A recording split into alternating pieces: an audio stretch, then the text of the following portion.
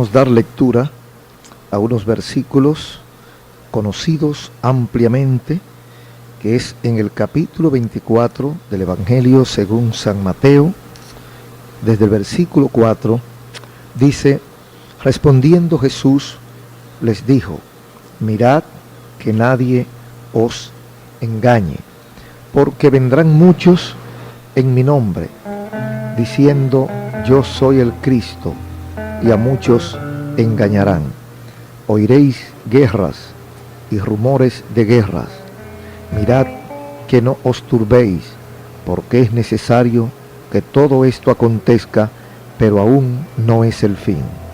Porque se levantará nación contra nación, reino contra reino, y habrá pestes y hambres, terremotos en diferentes lugares, y todo esto será principio de dolores. Entonces os entregarán a tribulación, y os matarán, y seréis aborrecidos de todas las gentes por causa de mi nombre. Muchos tropezarán entonces, y se entregarán unos a otros, y unos a otros se aborrecerán. Y muchos falsos profetas se levantarán, y engañarán a muchos. Y por haberse multiplicado la maldad, el amor de muchos se enfriará. Mas el que persevere hasta el fin, éste será salvo. Y será predicado este evangelio del reino en todo el mundo para testimonio, y entonces vendrá el fin. Por tanto, cuando veáis en el lugar santo la abominación desoladora de que habló el profeta Daniel, entonces los que estén en Judea huyan a los montes.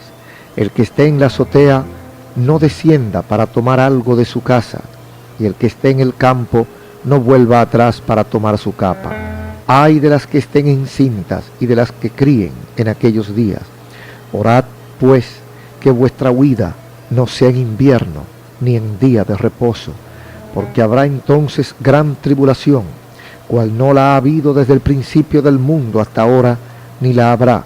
Y si aquellos días no fuesen acortados, nadie sería salvo. Mas por causa de los escogidos, aquellos días serán acortados. Entonces, si alguno les dijere: mirad, aquí está el Cristo, o mirad, allí está, no le crea, porque se levantarán falsos cristos y falsos profetas, y harán grandes señales y prodigios, de tal manera que engañarán, si fuese posible, aún a los escogidos. Ya os lo he dicho antes.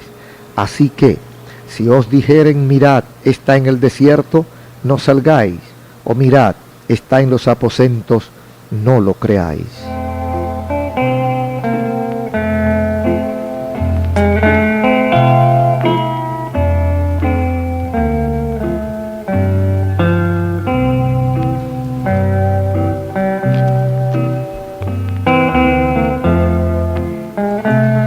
Ante la respuesta ante la pregunta de los discípulos, ante la inquietud de la gente que en este mundo amó al Señor a tal punto que abandonó todo para seguirle, ante la inquietud y la ignorancia de esta gente que era sincera y que amaba a Jesús, el Señor responde abriendo su corazón y diciéndole en síntesis, de manera muy resumida, todo el secreto, todo el misterio, todos los acontecimientos que han de servir de marco a lo que es el cumplimiento exacto de la promesa del Señor.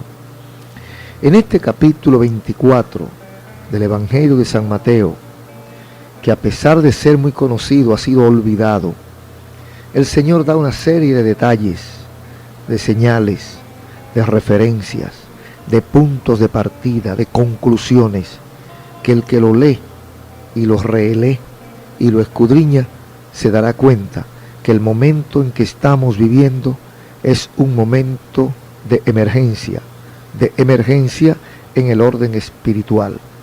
Habla de la falsedad de los últimos tiempos, habla del engaño, habla de la hipocresía religiosa, habla de todas estas cosas que son el pan nuestro de cada día. ¿Cuántas veces han aparecido sujetos diciendo que ellos son el Cristo y que ellos van a resolver los problemas de la humanidad? ¿Cuántas veces han aparecido maestros en la República Dominicana, en Centroamérica, en Sudamérica, en Europa, en Estados Unidos, en Canadá, en todas partes del mundo, en la India, que es una cantera de falsos cristos y maestros? ¿Cuántas veces han aparecido todo este tipo de gente que no son más que cumplimiento de lo que dice el Señor? Pero la gente no entiende que Dios le está hablando a través de esas señales. Porque hay una ocupación materialista, humana, carnal en esta tierra que ha llegado a los altares, ha llegado a los púlpitos, ha llegado a los seminarios, ha llegado a las universidades y paradójicamente hoy, no todos los casos, pero muchos casos, muchísimos casos, quienes más estudian teología y quienes más escudriñan la Biblia son los que viven más lejos de estas verdades sencillas y claras de que Cristo vuelve.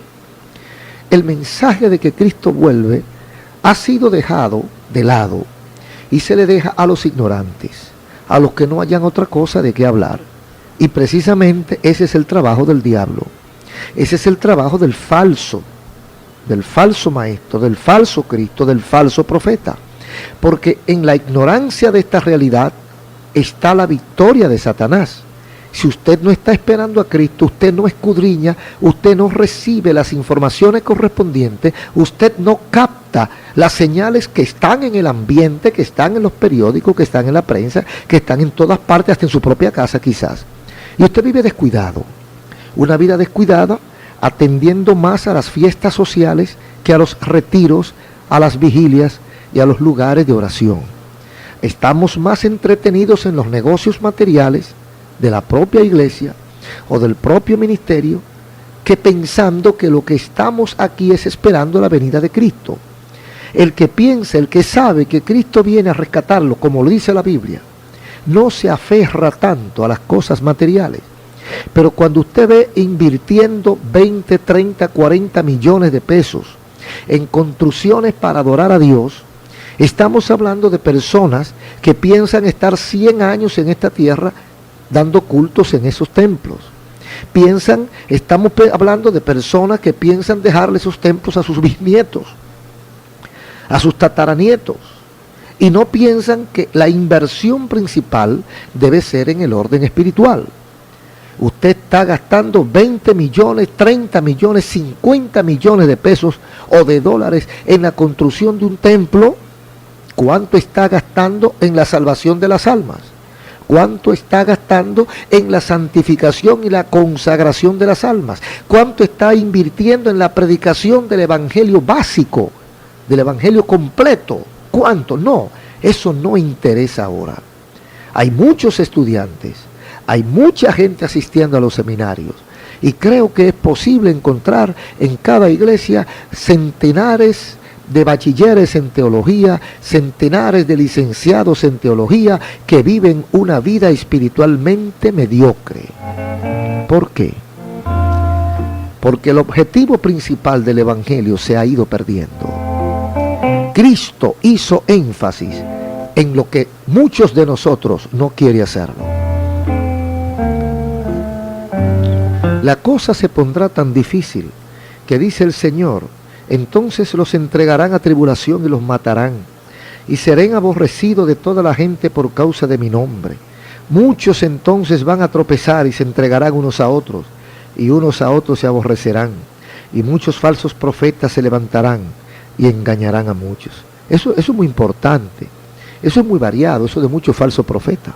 Un falso profeta puede ser uno que venga a decir algo que va a ocurrir que no ocurra. Pero un falso profeta también es el que trae un falso mensaje.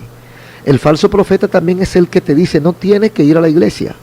El falso profeta es el que viene a tergiversar la predicación del evangelio.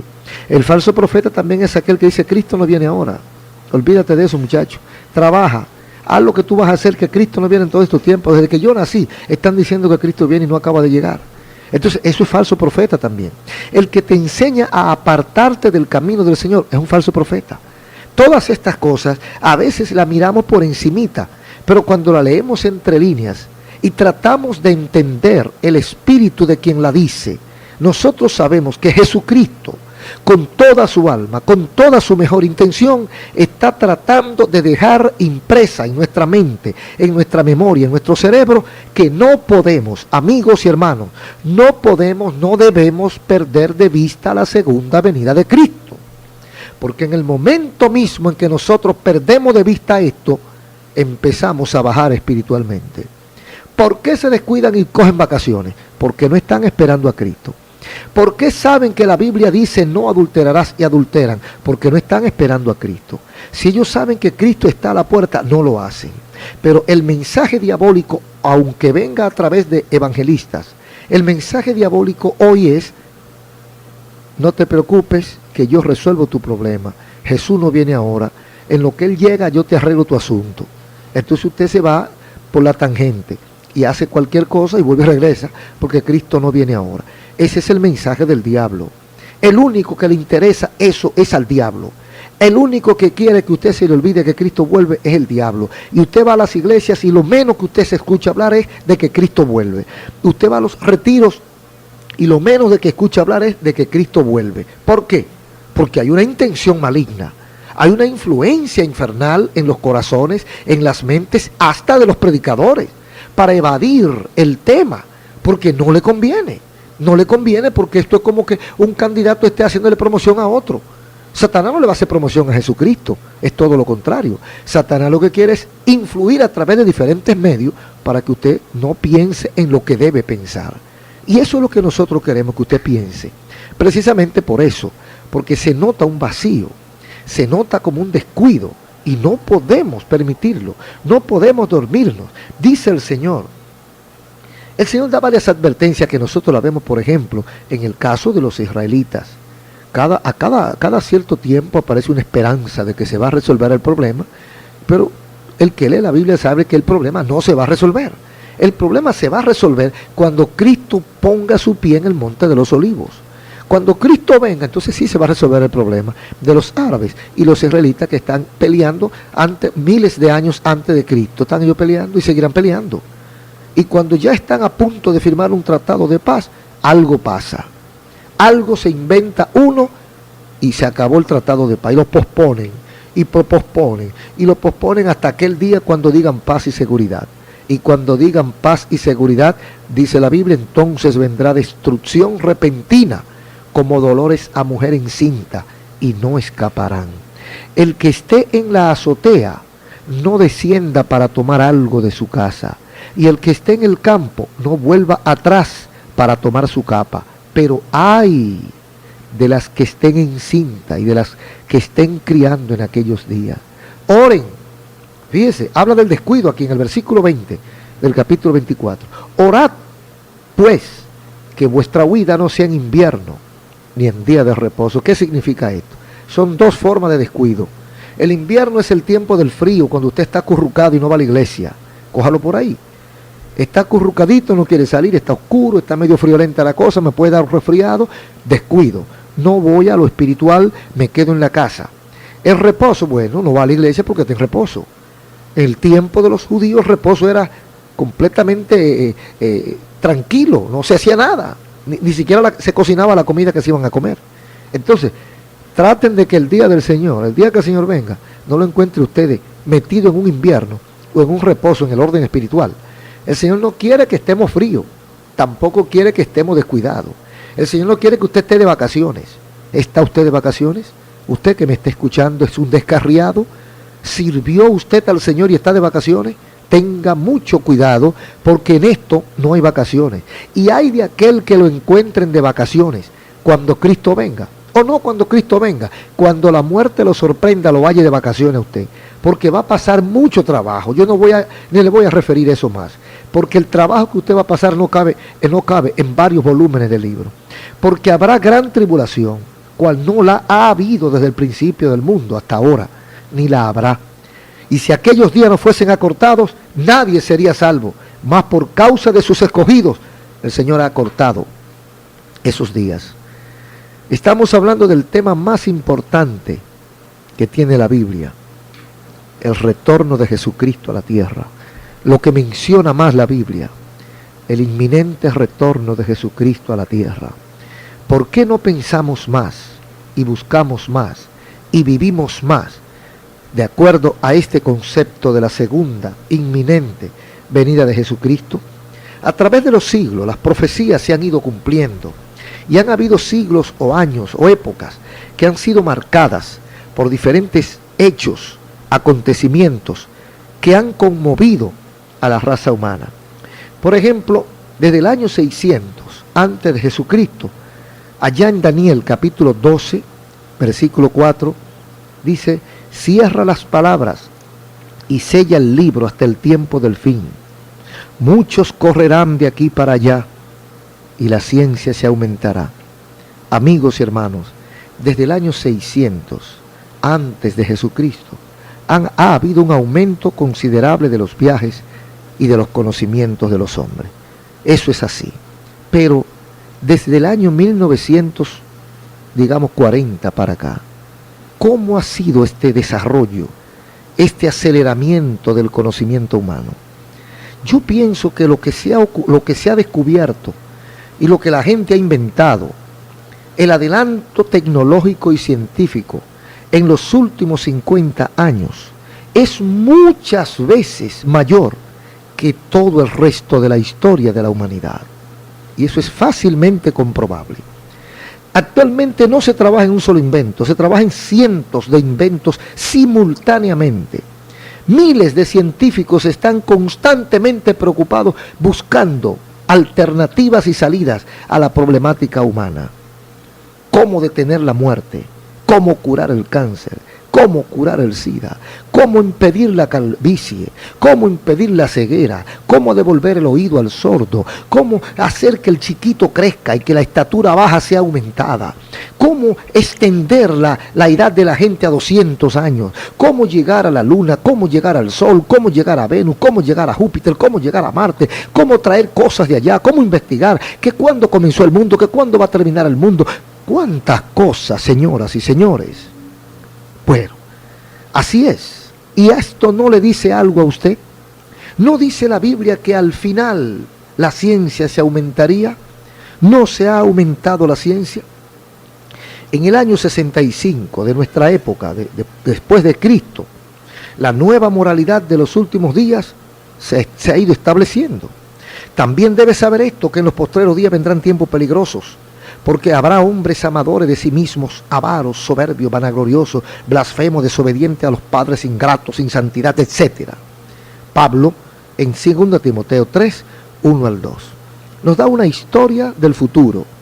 Eso que dice Pablo lo dijo 60 y tantos años de la era cristiana, y dice que en los últimos días los tiempos serían peligrosos. Óigame, ¿sabría Pablo lo que estaba diciendo cuando dijo que los tiempos serían peligrosos? Si Pablo viviera ahora, si Pablo viviera en este tiempo, ¿qué piensa usted que diría? Y bueno, peligroso no, es un volcán en erupción. El tiempo de Pablo era un tiempo relativamente, comparado con el de ahora, era un tiempo de santidad. La gente era santa comparado con los de ahora. Hoy salga a la calle a la 1 de la mañana, vaya con un maletín, cruce una avenida para que usted vea en cualquier capital del país que sea, cómo lo van a tratar, cuál es la situación, cuál es el peligro, el riesgo que usted está corriendo. Se mete en un carro, le sacan la cartera, se mete en una multitud, le dan un golpe, le llevan las prendas, le llevan la cartera, le llevan todo, le violan los hijos. No hace mucho que vimos en la prensa que oiga bien, secuestraron una joven mujer embarazada para robarle la criatura. Se roban la mujer y cuando eran médicos, se la roban, le hacen la cesárea y la dejan abandonada y se llevan la criatura. Porque se están robando los niños, los infantes, pero ahora se lo están robando hasta dentro del vientre. Mire, no podemos hablar de la descomposición social, pero esto es parte del tiempo difícil del último tiempo. Entonces, Cristo viene. El horror de la guerra moderna, especialmente las bombas, comenzaron en 1555 después de Cristo, relativamente cerca, cuando el hombre comienza a bregar con la pólvora y el hombre comienza a crear armas mortíferas colectivas, a destruirse, a autodestruirse. El Señor nos ha estado hablando a través de todos los medios que nosotros podamos entender, pero la gente no quiere entender. La reconstrucción de Israel desde el año 1669, cuando se inician los proyectos y los propósitos después de más de 1000 años de diáspora, el día en que Dios comienza esta obra de la salvación de Israel, ella será llevada a cabo con rapidez y poderío irresistible. Todo movimiento, cuando se aproxima al centro, es rápido. Los israelitas a su retorno hasta volarán. Esto lo escribe uno de los presidentes internos de la Universidad de Howard en ese año. En 1710, después de Cristo, creyentes que en los últimos días retornarán a las profecías. Isaac Newton dijo: al aproximarse el tiempo del fin, surgirá un grupo de hombres que abrazará la profecía e insistirá en su interpretación literal en medio de clamores y oposición. Ahí estamos ahora, una cantidad de materialistas interpretando la profecía, una cantidad de literatos aplicando las reglas gramaticales normales a la profecía, una cantidad de eruditos, de teólogos, creyendo que profecía es matemática y calculando razones y ecuaciones a las leyes de la profecía. Y no, y que aquí esto da tanto, y porque esto es esto, aquello da esto. Ahí estamos viviendo. Eso lo dijo Newton, Isaac Newton, que en estos tiempos estas cosas iban a estar ocurriendo, y ahí estamos. Eso es una profecía de un hombre de ciencia, de un hombre que conocía la palabra de Dios. El hombre del último tiempo será un hombre materialista, que no quiere dar interpretación espiritual al texto bíblico. Por lo tanto, las profecías de hoy, en la gran mayoría de los casos, están siendo estudiadas literal y materialmente, sin aplicación espiritual, y por eso sacan de función a Jesucristo y al Espíritu Santo. En 1869, dijo Pierre Berthelot, químico francés: dentro de 100 años de ciencia física y química, el hombre descubrirá lo que es el átomo. Creemos que cuando la ciencia llegue a este nivel, Dios vendrá a la tierra con su llavero y le dirá a la humanidad: caballeros, es hora de cerrar. Voy a repetirlo porque está demasiado bonito. Lo dijo Pierre Berthelot, químico francés. Dentro de 100 años, lo dijo en 1869, dentro de 100 años de ciencia física y química, el hombre descubrirá lo que es el átomo. Creemos que cuando la ciencia llegue a este nivel, Dios vendrá a la tierra con su llavero y le dirá a la humanidad: caballeros, es hora de cerrar. O sea, este hombre entiende que cuando la ciencia llegue ahí, ya no hay nada más que hacer. ¿Y cuándo llegó la ciencia ahí? Hace años que la ciencia está jugando con el átomo, haciendo lo que le da la gana con el átomo. Ya pasó del átomo. Hace rato que la ciencia pasó de ahí y Dios no ha venido con su llavero. ¿Qué pasa? Que está a la puerta. Dios ya está a la puerta con su llavero en la mano. En 1921 dijo Jesse, ganador del premio Nobel y poeta y profeta, dijo: destrucción del orden social, anarquía, atrocidades, judía, apatía, la mayoría silenciosa y violencia. Dijo lo siguiente: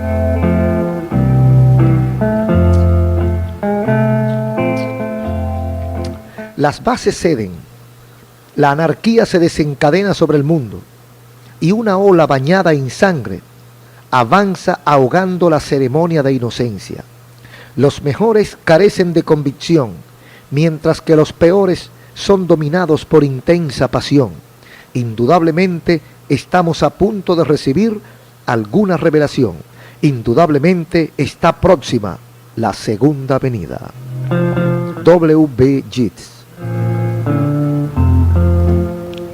La muerte de judíos inocentes por parte de Hitler se compara aquí con la muerte de los inocentes en la época de Jesús, ordenada por Herodes. En el año 37 de nuestra era, la ciencia sin Dios daña el medio ambiente y comienza a apropiarse de él. Dietrich Bonhoeffer dijo: la tecnología es el poder mediante el cual la tierra aferra al hombre y lo subyuga. Y puesto que ya no gobernamos más, perdemos terreno y la tierra deja de ser nuestra y nos convertimos en extraños en nuestra tierra. Sin Dios, sin su hermano, el hombre pierde la tierra.